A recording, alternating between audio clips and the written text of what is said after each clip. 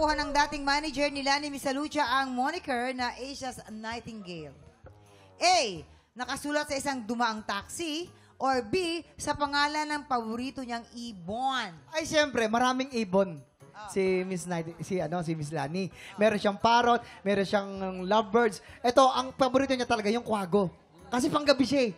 Tapos ang tunog ng kwago, hindi yung kuk, hindi. Tukku! Ayun. Ang nightingale, si nightingale na, yun yung pinaka-alarm clock niya pag gabi. Alam mo, Kuya Jason, kakasuot mo yun ng kortina. Hindi na yung mga Wow, hiyang-hiya naman ang organ Hiyang-hiya ng naman ako piano.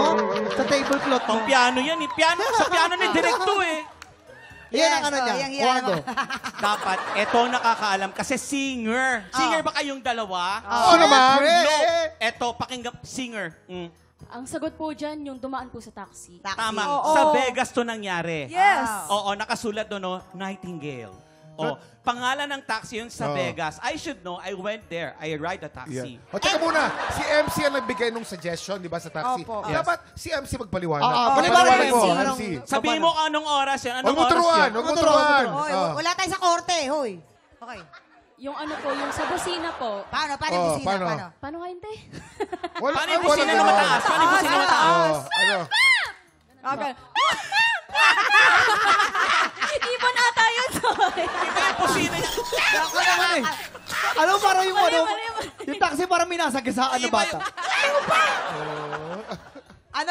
Paano yung dito? Yung mga busina ng jeep, paano? Hindi.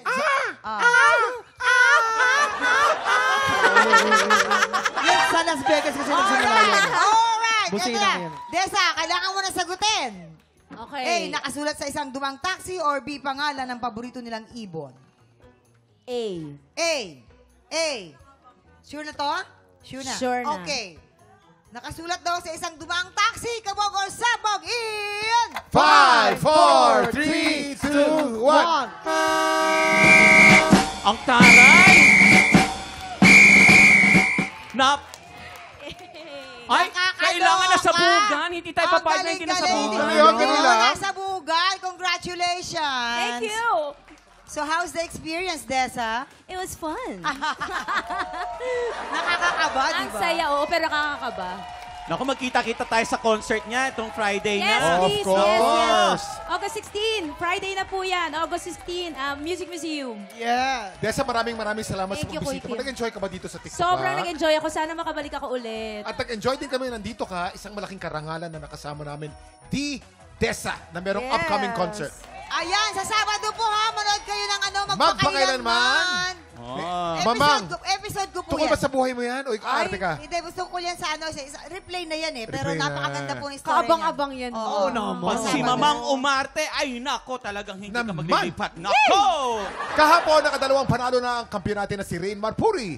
Magtuloy-tuloy kaya ang panalo niya? Kakayanin niya kayang makalimang panalo? Sa tingin niyo makakalima kaya? Siyempre. Makakaliwa? Feeling ko, Ang galing nun. bubulagayin tayo ngayon ni Rain. Kaya malalaman natin. Makapasok kaya sa Grand Finals. Sa mga tiktropang gusto mag-audition, tuloy-tuloy po ang weekly auditions ng Tanghalan ng Kampiyon every Wednesday and Thursday, 3 to 5 p.m. dito po sa Studio 6. Hanapin lamang po natin, sino? Bago! Hindi po Oy, ano Ang natin big yan? boss. Big boss natin yun si Romel Bago. Big Boss, bakit Big Tanghalan ng Kampiyon na sa pagbabalik ng TikTok Live!